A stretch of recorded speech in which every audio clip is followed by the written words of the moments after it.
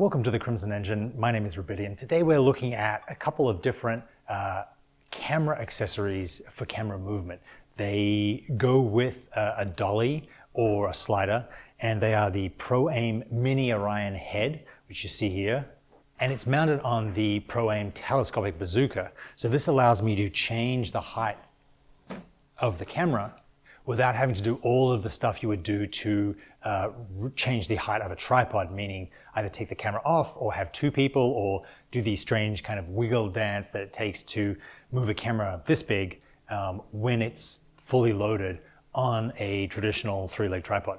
So if you're not familiar with geared heads, it is a system for moving, both panning and tilting the camera that relies on wheels rather than the more familiar fluid head arrangement where you just move it with muscle power.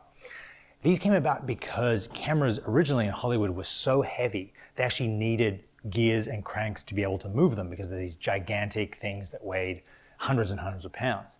As cameras got smaller, people moved to the fluid head tripods, and it's a lot more intuitive. It's a lot easier to start with a fluid head tripod. There are things that a geared head does that a fluid head can't.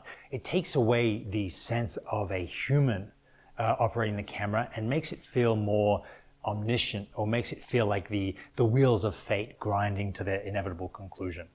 The telescopic bazooka, the bazooka is anything that connects your camera and camera head to your movement platform or your where you're shooting from, in this case a dolly.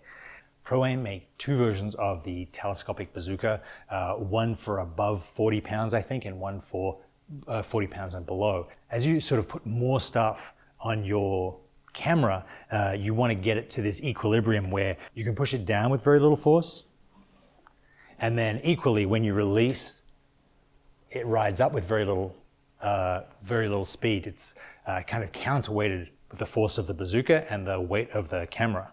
Operating a geared head takes a little bit of getting used to. It's easy enough to pan and it's easy enough to tilt by moving the wheels, but to do more complex maneuvers like panning and tilting at the same time, you need to, especially reversing direction, it's an acquired skill. This is something that a lot of cinematographers get in their early days as operators, and they spend hours practicing and putting a laser pointer or putting a pencil on the head and writing their name or practicing mazes.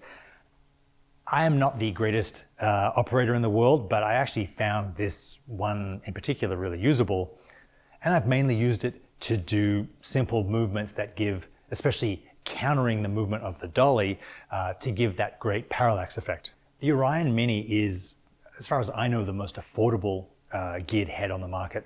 If you want to start shooting with this type of rig and get familiar with geared head movement and the way that, the feeling that this gives to your films, then this is a great place to start because you can practice to your heart's content. You don't need to hire it from a gear house. You don't need to like be on set and use it at lunch while everyone else is eating. And the combination of the dolly, the bazooka, and the geared head has actually been a really different and interesting way to shoot a bunch of scenes, especially when I'm shooting alone.